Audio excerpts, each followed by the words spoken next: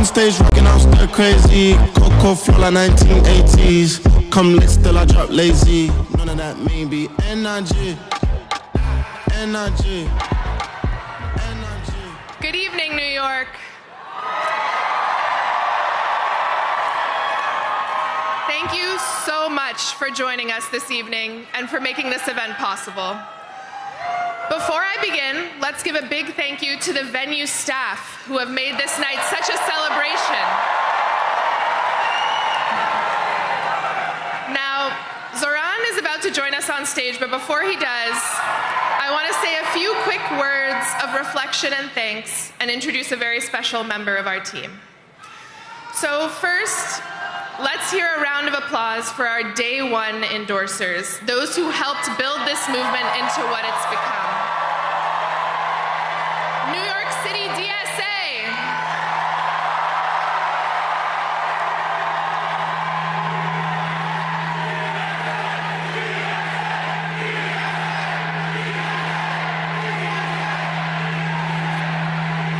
Cab Voice. Drum Beats. New York Communities for Change. And Jewish Voice for Peace Action. And please give it up for our friends at the New York Working Families Party who have been such a leader in our long fight for an affordable, livable city. Now, do we have labor in the house? Throughout this campaign, we have stood shoulder to shoulder with our brothers and sisters in organized labor at 1 a.m. in Queens, at 4 p.m. in Manhattan, at 6 a.m. in Brooklyn, at every time of day and night, in every corner of the city, and we are so grateful for your partnership. And we are so proud to be backed by dozens of elected leaders, from the local to the state to the federal level. And we know that the relationships that we have built will only deepen from City Hall as we work together to transform New York into a city where every person can live a dignified life.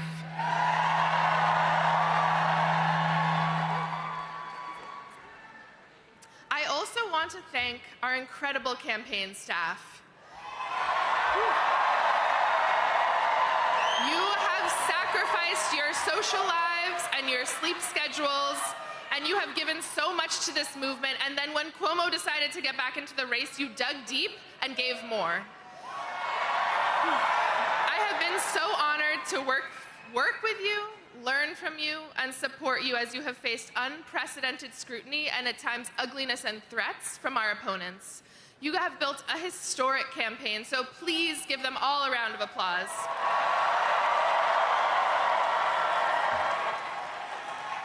And please join me in celebrating the person who has been Zohran's right hand from day one, whose deep commitment to our movement and care for our people has infused every part of this campaign from top to bottom, and without whom we would not be here tonight, El Biscard Church.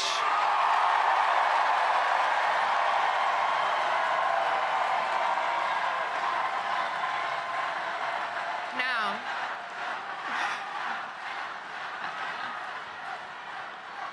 we have all been inspired by Zohran as a candidate, but I also want to speak to his strength as a person. He has led our team and this movement with grace, curiosity, good humor, and thoughtfulness. And this race has been difficult. He has been the subject of attacks and threats, but he has truly risen above it all to give us hope. So please join me in giving Zohran, our friend, a round of applause.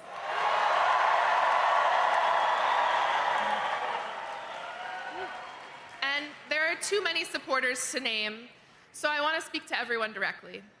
Please raise your hand if you have given to this campaign, whether that is time, labor, knocking a door, hosting an event, creating art. And if you are one of the this is beautiful. And if you are one of the tens of thousands of people who contributed but cannot be with us tonight, this is for you as well. You have made history. You set unreachable goals and then exceeded them. You believed in this city and believed in each other. And you achieved something that people will speak of for decades to come. You led with kindness and compassion, And most importantly, during a time of despair and rising fascism, you decided to fight for someone that you don't know. So thank you.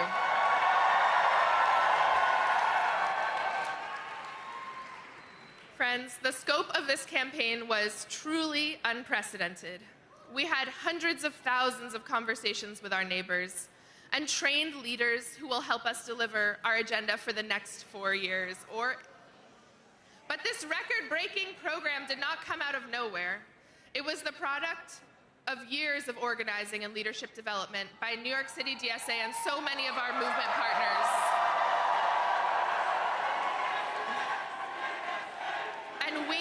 And we were so fortunate to be led on this campaign by someone who has been a part of this work from the beginning.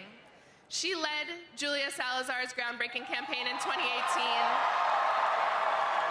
And since then has been behind the scenes in so many of our victories. If this campaign made you feel powerful, or taught you something, or showed you discipline, or brought you joy, you have this person to thank. She is caring, wise, and deeply committed to our movement. And I am sure she is backstage losing her mind at being called out like this. But I need everyone here to please join me in giving her the longest and loudest round of applause, our organizing director, Tasha.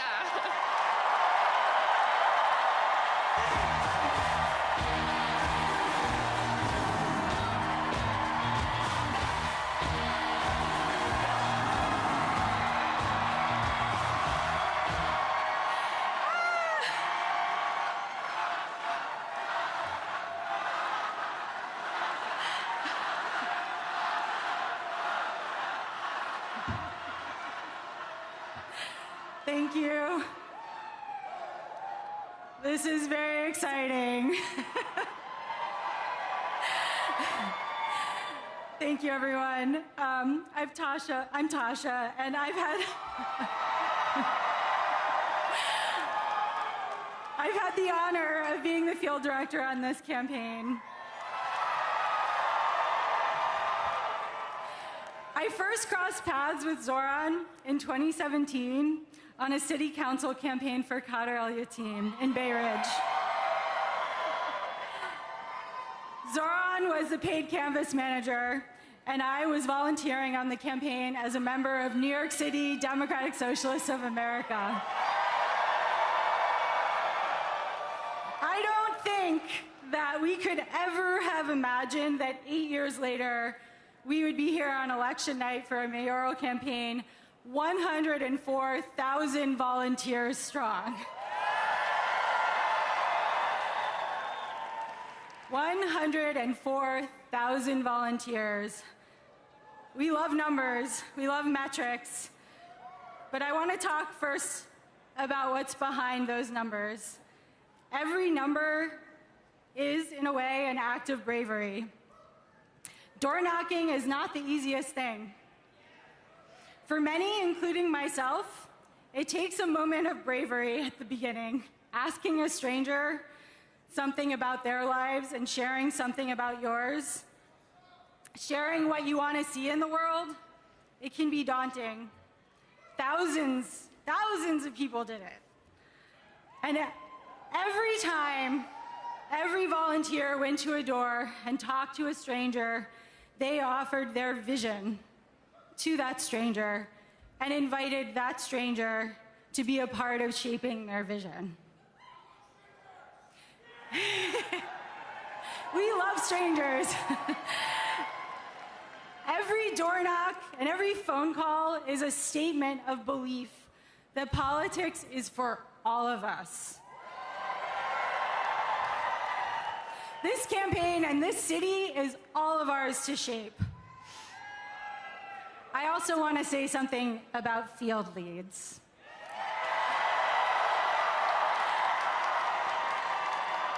All of our canvases, for those who don't know, all of our canvases have been led by volunteers we call field leads. Many of them are here. Most led a shift every week, and some led a shift every week since December. And every time they led a canvas, and they were the ones welcoming new volunteers into our movement. They were the ones who helped inspire folks coming out to canvass for the first time. Without those 700 people who chose to step into leadership in an uncertain moment and try something new and scary, this field operation at this scale would not have happened. Those 700 people prove that leadership isn't about having all of the answers, it's about the willingness to step into the unknown and inspire others to imagine something better. So here are the numbers. Over 104,000 volunteers made over 4.4 million calls. At around noon today, a volunteer knocked our 3 millionth door. Over 700 field leads have led over 5,700 canvasses in 243 neighborhoods. 6,568 voters signed up to volunteer on the spot when they were canvassed by somebody. 8,389 voters signed up to volunteer when they were asked by a phone banker. These are unprecedented numbers.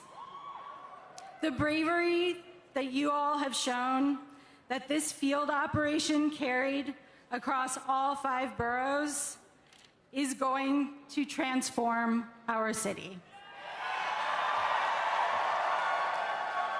What all 100,400 of us have accomplished has rewritten the possibilities of mass democratic action. And it doesn't stop tonight. We all know that we won't stop at electing Zohran. We will continue to fight to bring the affordable of New York City to life. I am so excited to do that with all of you. And now I'm so honored to introduce the person you've been waiting to hear.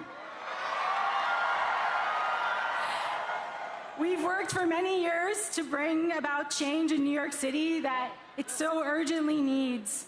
He's been a friend, and he is the next mayor of the greatest city on earth, Zohran Mamdani.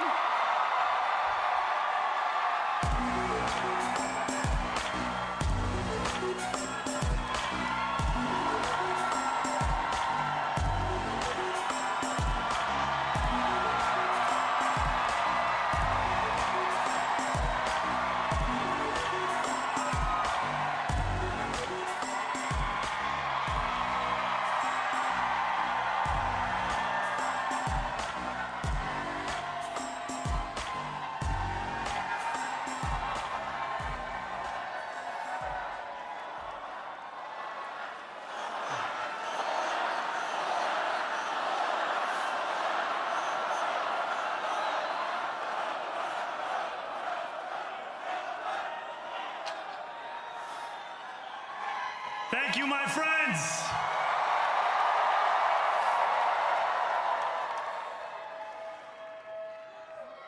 The sun may have set over our city this evening, but as Eugene Debs once said, I can see the dawn of a better day for humanity. For as long as we can remember, the working people of New York have been told by the wealthy and the well-connected that power does not belong in their hands. Fingers bruised from lifting boxes on the warehouse floor, palms calloused from delivery bike handlebars, knuckles scarred with kitchen burns. These are not hands that have been allowed to hold power.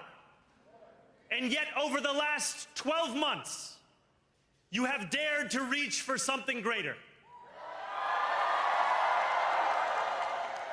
Tonight, against all odds, We have grasped it.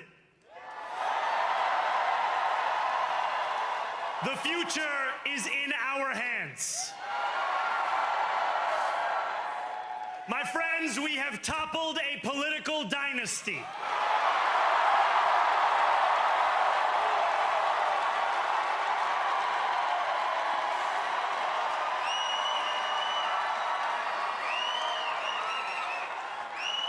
I wish Andrew Cuomo only the best in private life. But let tonight be the final time I utter his name as we turn the page on a politics that abandons the many and answers only to the few.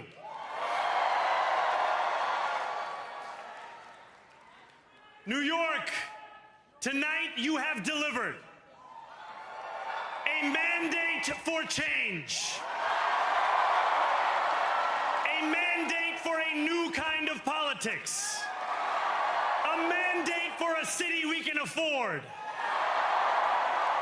And a mandate for a government that delivers exactly that.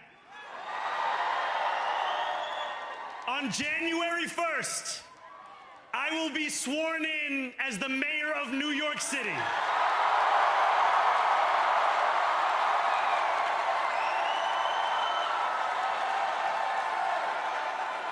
And that is because of you. So before I say anything else, I must say this. Thank you. Thank you to the next generation of New Yorkers who refuse to accept that the promise of a better future was a relic of the past. You showed that when politics speaks to you without condescension, we can usher in a new era of leadership. We will fight for you because we are you. Or as we say on Steinway, ana minkum wa ilaykum.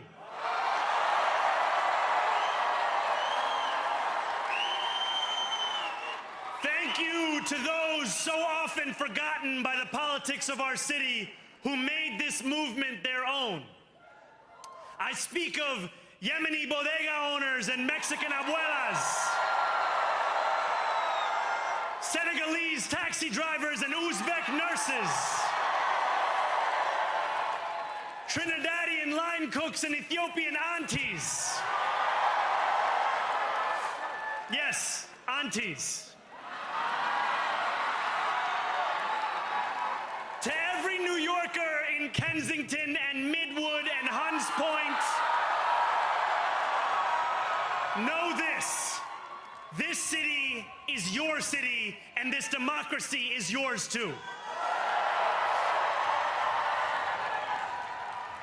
This campaign is about people like Wesley, an $11.99 organizer I met outside of Elmhurst Hospital on Thursday night. A New Yorker who lives elsewhere, who commutes 2 hours each way from Pennsylvania because rent is too expensive in this city. It's about people like the woman I met on the BX33 years ago, who said to me, I used to love New York, but now it's just where I live. And it's about people like Richard, the taxi driver I went on a 15-day hunger strike with outside of City Hall, who still has to drive his cab 7 days a week. My brother, we are in City Hall now.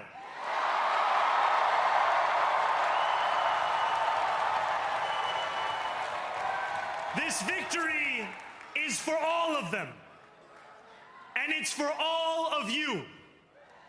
The more than 100,000 volunteers who built this campaign into an unstoppable force.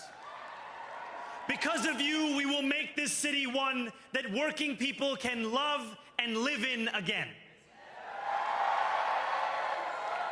With every door knocked, every petition signature earned, and every hard-earned conversation, you eroded the cynicism that has come to define our politics. I know that I have asked for much from you over this last year. Time and again, you have answered my calls. But I have one final request. New York City, breathe this moment in. We have held our breath for longer than we know. We have held it in anticipation of defeat. Held it because the air has been knocked out of our lungs too many times to count. Held it because we cannot afford to exhale.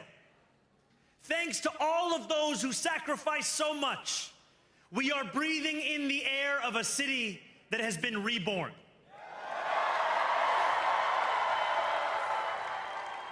To my campaign team, who believed when no one else did, and who took an electoral project and turned it into so much more, I will never be able to express the depth of my gratitude. You can sleep now. To my parents, Mama and Baba, you have made me into the man I am today. I am so proud to be your son.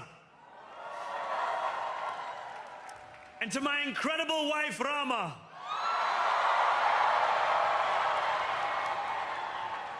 Hayati, there is no one I would rather have by my side in this moment and in every moment. To every New Yorker, whether you voted for me, for one of my opponents, or felt too disappointed by politics to vote at all, thank you for the opportunity to prove myself worthy of your trust. I will wake each morning with a singular purpose: to make this city better for you than it was the day before. There are many who thought this day would never come, who feared that we would be condemned only to a future of less, with every election consigning us simply to more of the same. And there are others who see politics today as too cruel for the flame of hope to still burn.